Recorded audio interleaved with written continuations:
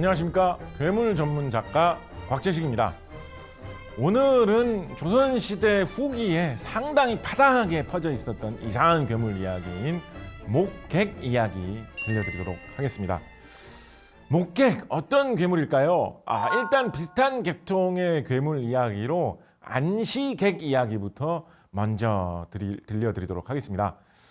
여러분 혹시 국사 시간이나 아니면 사극 같은 거 보실 때 고구려와 당나라가 전쟁을 했을 때 당나라에서 정말 열심히 공격했지만 고구려에서 열심히 싸워가지고 결국은 물리친 싸움, 무슨 성 싸움이 있었다, 뭐 이런 거 기억나시는 거 하나 있지 않나요?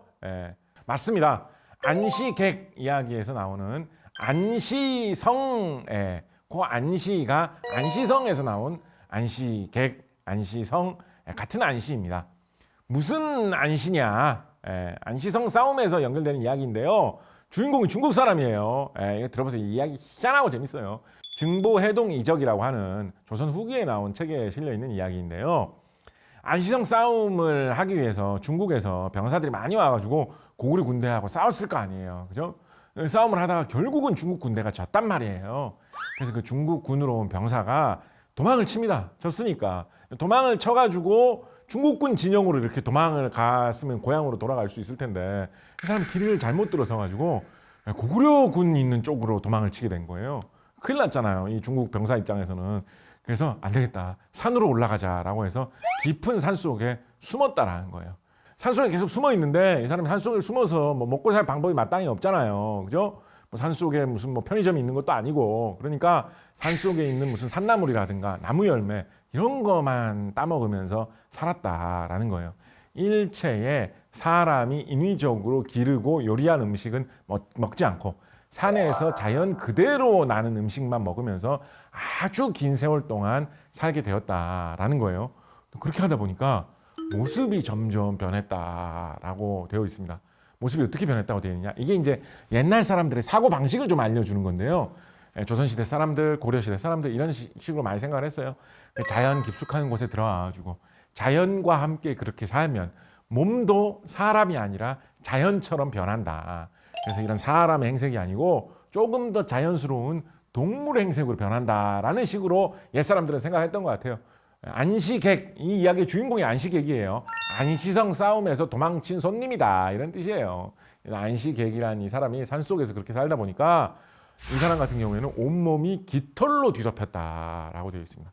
그래서 온몸이 깃털로 뒤덮이는 걸로 바뀌더니 몸 자체도 자연적인 어떤 형태, 사람의 경지와는 다른 어떤 자연이 온몸으로 깊숙이 들어와가지고 자연과 하나가 된 상태로 변해가지고 그 상태로부터 더 이상 늙지도 않고 병들지도 않으면서 살게 되었다라는 이야기입니다. 이 이야기가 어떻게 알려졌느냐?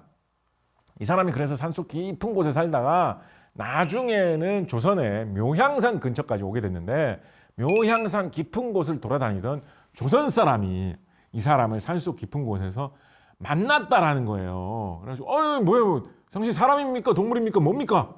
했더니 그 사람이 내가 몸이 이렇게 깃털로 뒤덮여가지고 동물 같아, 짐승 같아 보이기도 하지만은 사실은 사람이라고. 내가 이러저러 해가지고 고구려 시대 때 안시성 싸움 때 이 땅에 흘러들어와가지고 남게 된 사람인데 모습이 이렇게 바뀐 다음부터는 불로 장생하게 돼가지고 아직도 이러고 살고 있다고.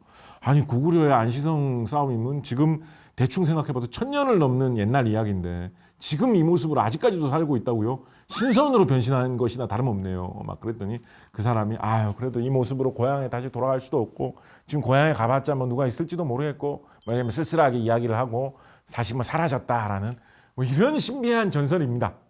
근데 이런 계통의 이런 신선 이야기가 조선시대 이야기를 보면 꽤나 많이 있어요. 조금 다른 형태의 기록으로는 목객이라고 하면서 역시 털 달린 사람 비슷한 형체의 어떤 그런 이상한 짐승에 대해서 조금은 좀 야생적인 느낌이 더 살아나는 형태의 이야기도 있습니다. 이 목객이라고 하는 이 말은 원래 중국 고전에서 사용되던 말인데요. 중국 고전에 묘사되던 이야기하고는 또 조금 색깔이 달라요. 조선에서 들여와서 목객이라는 단어를 썼지만 조선에서 본 목객은 좀 다른 모습으로 등장한다라는 그런 느낌인데 북관기사라고 하는 책을 보면 백두산 깊은 곳에 가면 이 목객이라는 것이 산속 깊은 곳에 숲속의 나무들 사이에서 살고 있는데 현지인들이 가끔 목격을 한다라고 하면서 뭐라고 되어 있냐면 모습은 7, 8살 정도 된 어린이하고 비슷하고 약간 등치가 작다라는 뜻 아닐까요? 나무를 타고 이동할 때 나는 듯이 잽싸다라고 되어 있습니다. 약간 뭔가 원숭이 같은 그런 느낌도 들죠, 그죠? 근데 원숭이면 원숭이라고 했을 텐데 뭔가 원숭이라고 하기에는 또 사람 같은 그런 느낌도 좀 들었던 것 같아요. 근데 애초에 한국에 원숭이가 삽니까? 원숭이가 사는 곳도 아닌데 도대체 뭘 보고 이런 이상한 전설이 생겼던 걸까요? 송남 잡지라고 하는 19세기에 나온 책에 보면 함경도 지방에 이런 게 있다라는 이야기를 또 하면서 이거를 사람들이 두어라고 부른다라고도 이야기하고 있습니다. 그러면서 두어가 이게 내는 소리하고 비슷하다라는 이야기를 하고 있는데 이게 울음소리가 두어라고 한다 그러면 약간 두어 뭐 이런 식으로 나무를 타면서 두어 뭐 이렇게 뭘까요? 이게 도대체 뭐 이런 동물이 뭐가 있을까요? 약간 타잔 같은 그런 사람이 함경도의 깊은 산에서 살면서 타잔은 뭐 이렇게 하지 않습니까? 근데 조선의 타잔은 약간 두어 뭐 이렇게 했다는 뜻인지 굉장히 수수께끼 같은 이야기라서 이건 좀 어떻게 풀어야 할지도 모르겠어요. 이런 신비한 이야기가 있다라는 생각이 듭니다. 20세기에 미국을 비롯한 세계 각지에서는 빅풋 계통의 이야기가 상당히 유행한 적이 있었죠. 산속 깊은 곳에 가면 털로 뒤덮인 고릴라나 원숭이하고 비슷하지만 그거에 비해서는 사람과도 비슷한 그런 아주 덩치 큰 괴물이 사는데 정체가 뭔지 모르겠다. 뭐 미국에서는 빅풋이라고 하고 어디 가면 뭐 사스쿼치라고 하고 히말라야 산에 사는 걸 뭐 예티라고 하고 뭐 일본에서는 그런 걸 설인이라고 뭐 번역해서 부르고 뭐 이런 이야기가 많이 퍼진 적이 있었죠. 우리나라를 비롯해서 세계 각지에 신비한 알 수 없는 생물 이런 거 하면서 근데 희한하게도 뭐 진짜 뭔가 산속에 뭐가 있었던 걸까요? 조선시대 버전으로는 목객 이야기가 있었다라는 것을 소개를 해드립니다. 근데 재밌는 게 뭐냐면 유럽에는 중세시대부터 한 17세기 전까지 상당히 유행한 이야기로 늑대인간 전설이 있지 않았습니까? 늑대인간 전설이 뭔가요? 보름달을 보면 사람이 늑대처럼 변하는데 굉장히 사악하게 나쁜 짓을 한다. 사람 잡아먹는다. 뭐 그런 이야기잖아요. 뭐 늑대인간한테 물리면 늑대인간이 된다. 뭐 이런 식의 이야기도 있었던 것 같아요. 유럽의 중세 이후에 르네상스 시대까지 이어지는 기록들을 보면 여자들 같은 경우에는 나쁜 누명을 씌워가지고 공격을 할 때 마녀 사냥을 했다라고 하지 않습니까? 멀쩡한 사람을 너 마녀지라고 해가지고 마녀 사냥해가지고 뭐 괴롭혔다라는 식의 이야기가 있는데 남자들 같은 경우에는 늑대인간 사냥을 했다라는 이야기도 왕왕 있습니다. 그러니까 멀쩡한 남자가 있습니다. 남자 보고 마녀라고 하진 않았을 테니까 너 사실 늑대인간이지라고 해가지고 무슨 제가 늑대인간이에요? 라고 너 보름달 보면서 뭐 약간 그때 털도 많이 난 것 같고 뭐 이런 식으로 이야기해가지고 사람 몰아붙였다라는 뭐 그런 식의 이야기가 꽤나 있습니다. 그래서 무고한 사람들이 늑대인간 사냥을 당했다라는 이야기가 있는데 현대의 학자들은 이 유럽의 늑대인간 이야기를 뭐라고 해석을 하냐면 지금도 다모증이라고 해가지고 사람이 털이 안 난다고 하는 곳에 털이 이상하게 많이 나는 그런 특징을 가진 그런 체질을 가진 분들이 간혹 나타날 때가 있습니다. 털 나는 곳이 사람 보통은 정해져 있잖아요. 근데 그게 뭔가 특이 체질로 체질이 좀 달라가지고 얼굴 같은 데도 이런 데도 그냥 수북하게 털이 다 나는 그런 사람들이 있는 거예요. 저 사람은 사람의 모습보다는 털난 짐승에 가까우니까 뭔가 짐승 같은 그런 거다라고 생각을 한 나머지 사람이 되다만 사람의 인성이 부족한 어떤 악한 것이다라고 매도하는 그런 문화가 있었던 것 같습니다.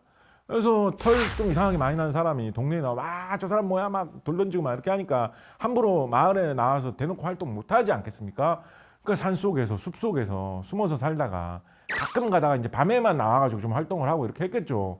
그러니까 이제 사람들이 보면 숲속에 이상한 괴물이 산다. 숨어 있다. 그런 문화가 한동안 있지 않았겠느냐 생각을 해본다라는 것이죠. 재밌는 게 뭐냐면 이게 문화에 따라서 보는 시선이 굉장히 다르다라는 거예요. 요즘도 무심코 한국인들은 그런 생각 갖고 있어요. 자연 속에서 자연과 더불어서 자연인으로 살면 몸이 굉장히 좋아지면서 뭔가 되게 오래 살 수 있을 거다. 무심코 한국 사람들 그렇게 생각하거든요. 조선시대, 고려시대부터 뿌리가 있는 생각이죠. 그래서 산속에 사는 사람인데 모습이 좀 비범하다, 털이 많다라고 하면 신선입니까? 불로 장생을 하실 수 있는 높은 경지를 깨달으신 분입니까? 이렇게 생각을 했고, 같은 비슷한 체질은 사람인데 유럽에서 나타나면 저거 뭐야, 흉측하다, 악마다, 늑대인간이다. 같은 사람을 보고도 문화가 다른 것에 따라서 시선이 완전히 달라질 수 있었다라는 것을 나타내는 괴물 이야기가 저는 이 목객 이야기 아닌가라는 생각을 좀 해봅니다. 한편으로는 제가 작가지 않습니까? 저는 이런 게 우리나라의 옛 전통 문화에서 오히려 신선한 사고 방식을 찾아낼 수 있는 계기가 될 수도 있다라는 생각도 합니다. 예를 들면 외계인들은 우리보다 문화가 더 발달하고 기술이 더 발달하고 지능이 높을 거다라고 생각을 하잖아요, 그죠?